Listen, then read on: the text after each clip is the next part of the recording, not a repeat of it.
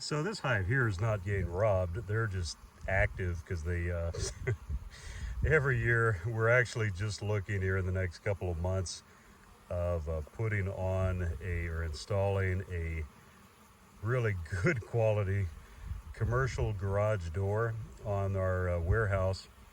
We have a sliding one, but it just opens into cold warehouse space. The only problem is every year as we put empty supers, wet empty supers that have been extracted around this time of the year, the bees find them. And fortunately, I mean, we only have probably, I don't know, maybe 50 colonies or so here on the home yard, but it's still enough to create some bedlam. But I was just thinking that robbing really is kind of especially as it gets hot here the next few days, you're going to see more and more of it.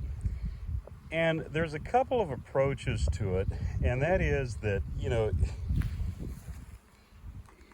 I'm more and more, and this is a personal philosophy, and hang on here, there's a bee trying to sting me in the head, and I'm going to walk away because I don't really feel like having that happen, not on my day off especially. But anyway, no, but the whole point is so like in beekeeping, so much is personal preference.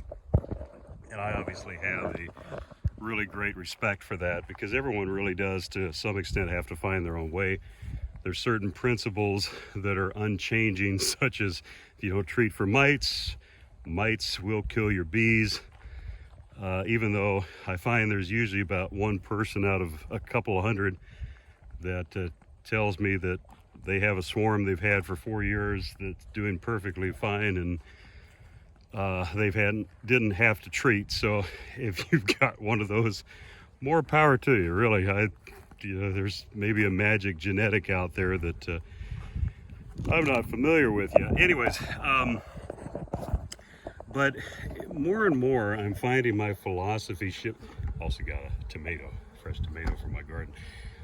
I'm finding more and more my philosophy kind of on the live and let live, live and let die, or the strongest survive, whatever, you know what I'm referring to.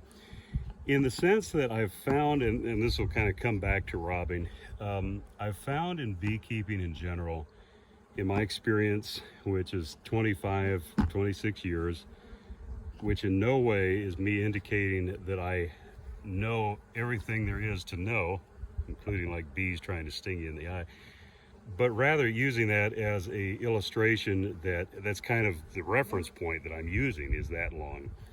Gosh, I gotta move again here. Bees keep trying to sting me in the head. Is that the hives that you spend the most time with, trying to get them up to speed and trying to, maybe the queen seems a little weak, or maybe they seemed weaker, whatever else. It seems like the bees that you spend the most time with trying to get them where they need to be are the ones that oftentimes produce the less, or the least rather.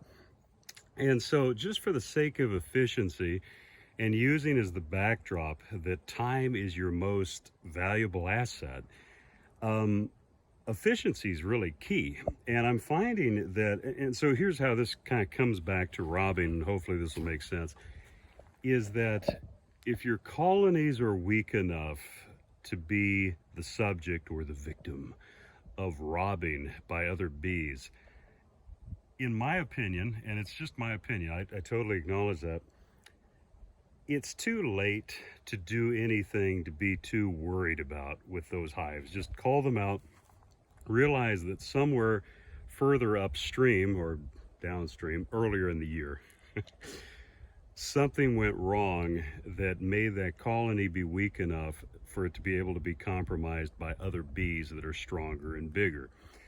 And I was talking with another beekeeper who uses this approach. He's used it for years and years and years. And he said, it never fails that other beekeepers will be with him and he'll be calling out hives and they'll be saying, you can save that one. You could still, maybe put a new queen or there comes a point in the year, and I would say we're probably about 2 weeks away from that. By the beginning of September, any hive that's kind of weak or just a handful of frames, like 4 or 5 frames of bees, Doesn't seem to have a strong laying pattern.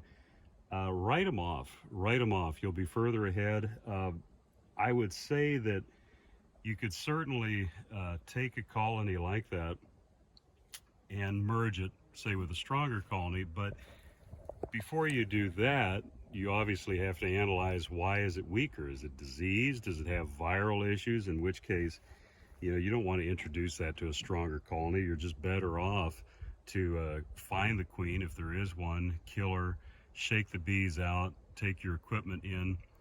And if it's a viral issue, I don't think there's any conclusive, those of you who may be on this or up to date on this more than I am, but up till now, I can't think of really any viral issues that research is showing stays active or even dormant in combs, like over the winter or whatever. So usually if mites, because of viral issues, have killed off your bees, you should be just fine using those combs again the following year. It's bacterial stuff like EFB, which oftentimes clears up if a colony's strong, has hygienic behavior, and isn't stressed. Same thing with chalk brood. But, those are the ones you have to be more careful with, or of course American foul brood as well, to maybe look at either sanitizing the comb, like in EFB or chalk brood, or just absolutely destroying the comb if it's really bad. With AFB, there's no exception. You always want to destroy the comb and the equipment. EFB, chalk brood, if it's really bad, you can destroy the equipment.